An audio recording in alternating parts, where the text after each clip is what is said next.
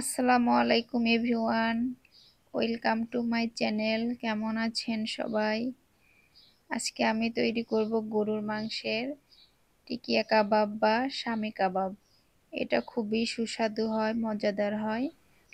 চলুন তাহলে রেসিপিতে যাই। আমি গরুর মাংস নিয়েছি কিছু, আর নিয়েছি ছোলার ডাল, এটা ভিজিয়ে রেখেছিলাম। এখন এটা আমি দিয়ে দেব। এখন দিয়ে দেব আদা এবং রসুন পেস্ট পরিমাণ মতো। এরপর দিয়ে দেব লবণ স্বাদ মতো।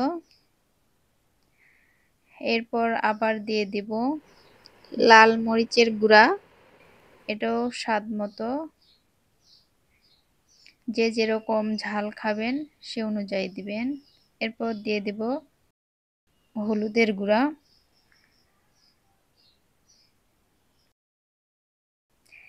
এরপর দিয়ে দিব জিরা ধনিয়ার গুঁড়া। এখানে দিয়ে দেব হোমমেড গরম মশলার গুঁড়া, শাহি গরম মশলার গুঁড়া। এখন দিয়ে দিচ্ছি সয়াবিন তেল পরিমাণ মতো। এখন আমি সবকিছু মিশিয়ে নিব। এখন আমার সবকিছু ভালোভাবে মিশানো হয়ে গিয়েছে, এই যে দেখতে পাচ্ছেন। এখন আমি আবার পরিমাণ মতো পানি দিয়ে প্যানটাকে চুলায় বসিয়ে নেব।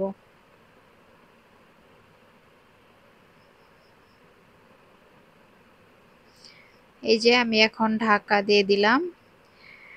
এটা 40 থেকে 45 মিনিট এখন আমি চুলায় রাখবো। মাংসটা সিদ্ধ হয়ে গিয়েছে, ব্লেন্ডারে এখন ব্লেন্ড করে নিব।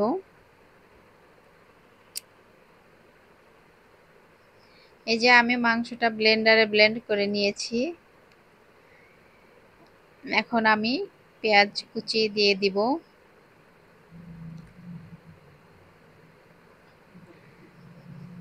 দিয়ে দিব কাঁচা মরিচ কুচি। এখন আবার আমি দিয়ে দেব ধনা পাতা কুচি।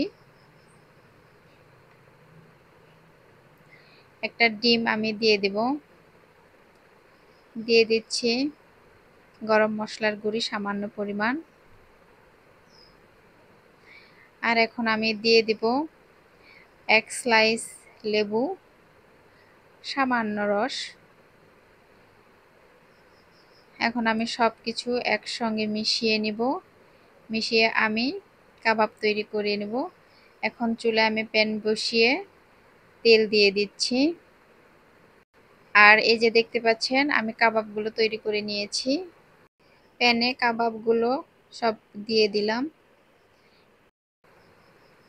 আমার কাবাবগুলো ভাজা হচ্ছে। এই যে আমার কাবাবগুলো ভাজা হয়ে গিয়েছে, এগুলো আমি এখন উঠিয়ে নেব।